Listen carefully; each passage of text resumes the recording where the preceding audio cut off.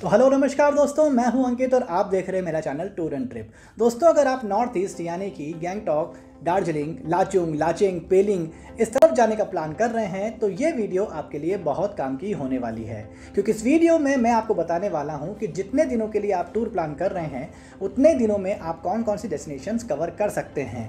अगर आप कम अवधि के लिए प्लान कर रहे हैं तो आपको क्या स्किप करना चाहिए, अगर आप लॉन्ग टाइम के लिए हॉलीडे प्लान कर रहे हैं तो क्या क्या डेस्टिनेशंस आप कवर करनी चाहिए, ये सभी तमाम चीज़ें मैं इस वीडियो में बताने वाला हूँ।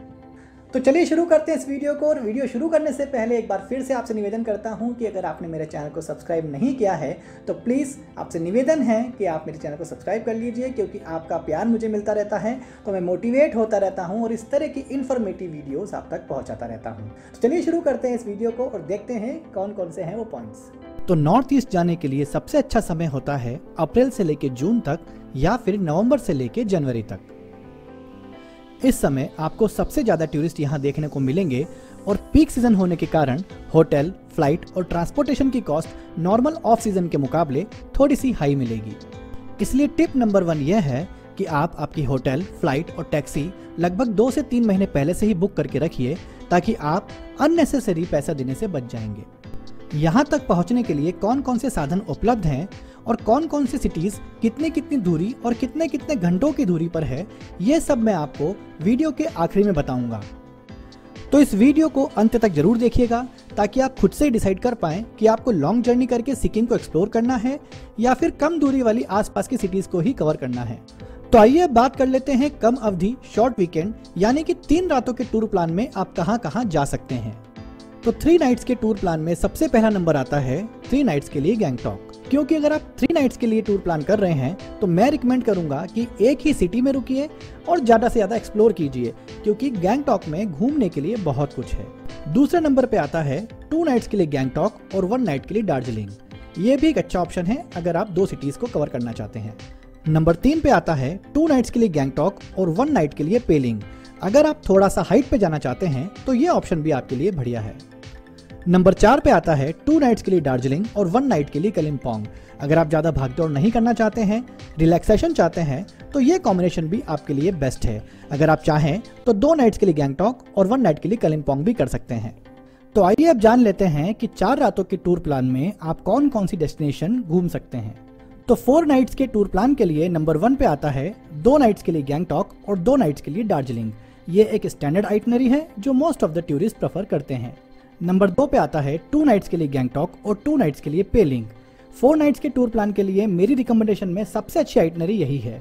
नंबर 3 पे आता है 2 नाइट्स के लिए दार्जिलिंग, 1 नाइट के लिए नामची और 1 नाइट के लिए पेलिंग। नंबर 4 पे आता है 3 नाइट्स के लिए गैंगटॉक और 1 नाइट के लिए लाचुंग।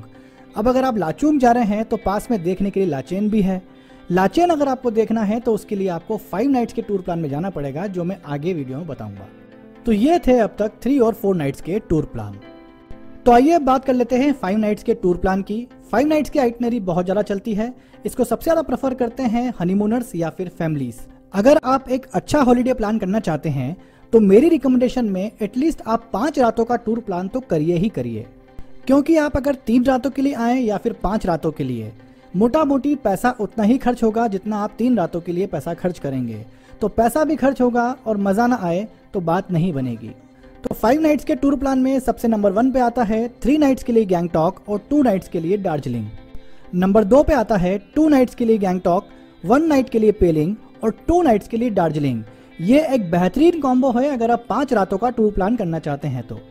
नंबर 3 पे आता है 2 नाइट्स के लिए गैंगटॉक, 1 नाइट के लिए कलिम्पोंग और 2 नाइट्स के लिए दार्जिलिंग। ये एक आरामदायक आइटनरी है। अगर आप ज़्यादा भागदौड़ नहीं चाहते हैं तो आप इस आइटनरी को प्रेफर कर सकते हैं। यहाँ पे आप 4 स्टार या 5 स्टार होटल्स लेके अपने हॉलीडे को एक लेजर तरीके से स्पेंड कर सकते हैं। नंबर 4 की आइटनरी उन लोगों के लिए है जो शहर की भीड़ भाड़ और शोरगुल से दूर एकांत पे रहना चाहते हैं। तो नंबर 4 पे आता है 1 नाइट के लिए दार्जिलिंग, 2 नाइट्स के लिए नामची और 2 नाइट्स के लिए पेलिंग। ये एक शानदार कॉम्बिनेशन है अगर आप कंफर्टेबल तरीके से अपने हॉलीडे को स्पेंड करना चाहते हैं। नंबर 5 पे आता है 3 नाइट्स के लिए गैंगटॉक, 1 नाइट के लिए लाचुंग और 1 नाइट के लिए लाचेन। अगर आप एडवेंचर के शौकीन हैं तो ये कॉम्बिनेशन खास तौर पर आपके लिए ही है। तो आइए बात कर लेते हैं 6 रातों के टूर प्लान के लिए, जिसको आप फुली लोडेड आइटनरी भी कह सकते हैं, क्योंकि 6 रातों में लगभग एक डेस्टिनेशन के आसपास की सभी चीज़ें आप कवर कर सकते हैं, इसलिए इसे फुली लोडेड आइटनरी भी कहा जाता है। तो 6 नाइट के टूर प्लान में नंबर 1 पे आता है 2 नाइट्स के लिए गैंगटॉक, 1 नाइट के लिए कलिम्पोंग, 1 नाइट के लिए पेलिंग और 2 नाइट्स के लिए दार्जिलिंग। नंबर 2 पे आता है 2 नाइट्स के लिए गैंगटॉक, 2 नाइट्स के लिए पेलिंग और 2 नाइट्स के लिए दार्जिलिंग। इस आइटनरी को मोस्टली हनीमूनर्स प्रेफर करते हैं क्योंकि इसमें हर एक दिन के ट्रैवल के बाद एक दिन का रेस्ट होता है। नंबर 3 पे आता है 2 नाइट्स के लिए कलिम्पोंग, 2 नाइट्स के लिए नामची और 2 नाइट्स के लिए पेलिंग। अगर आप सिटी से दूर एकांत में रहना चाहते हैं तो ये आइटनरी भी आपके लिए बेस्ट है। तो ये थे 3 रातों से लेके 6 रातों तक के बेसिक स्टैंडर्ड टूर प्लान्स, जिसमें आप सिक्किम की ऑलमोस्ट सभी चीजें कवर कर सकते हैं। अब देखिए, सिक्किम में एक नहीं अनेकों टूरिस्ट स्पॉट्स हैं जहां आप जा सकते हैं, पर जो हॉटेस्ट टूरिस्ट स्पॉट्स हैं जहां रहने की और खाने की अच्छी व्यवस्था मिल जाए, वो मैंने आपको इस वीडियो में बताया है। और वो 7 लोकेशन 7 डेस्टिनेशंस के बारे में ही मैंने इस वीडियो में जिक्र किया है, जहां आपको अच्छे होटल और रेस्टोरेंट के साथ साथ सेफ्टी भी मिलेगी। तो वापस से एक बार बता देता हूं कौन कौन सी है वो 7 लोकेशंस: गैंगटॉक, दार्जिलिंग, कलिम्पोंग, लाचुंग, लाचेंग, पेलिंग और नामची। अब इसके अलावा भी आप 7 रात, 8 रात, 9 रात, 10 रातों तक के टूर प्लान बना सकते हैं। वो डिपेंड करता है आपके समय और आपके बजट पर।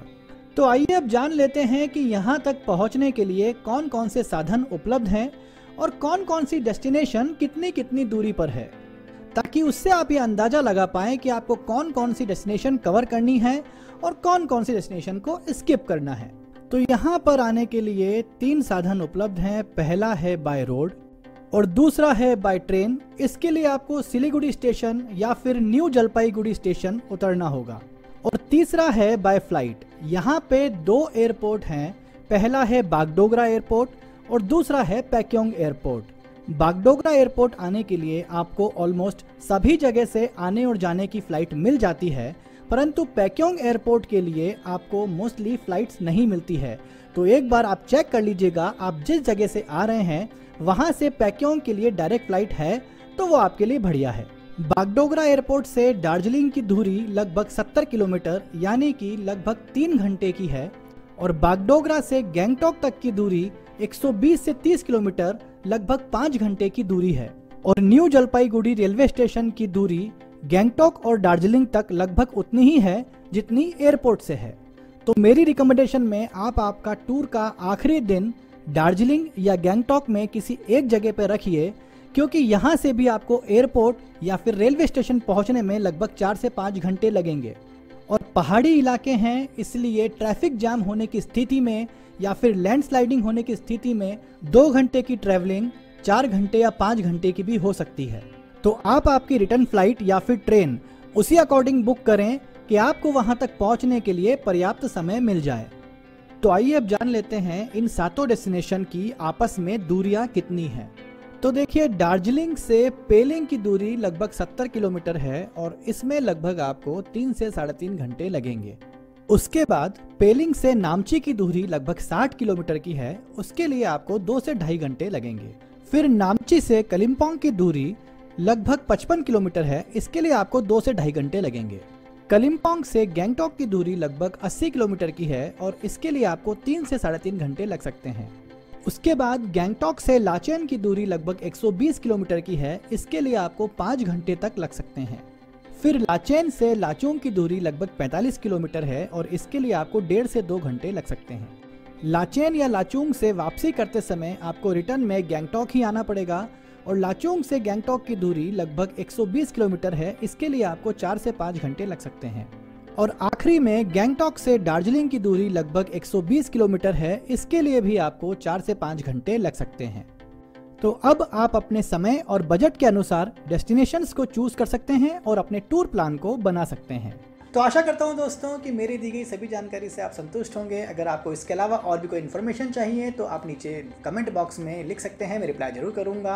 अगर आप होटल बुकिंग करना चाहते हैं तो नीचे डिस्क्रिप्शन बॉक्स में लिंक दे रखा है, वहाँ जाके होटल बुकिंग कर सकते हैं। आपको अच्छे रेट्स में होटल बुकिंग का ऑप्शन मिल जाएगा।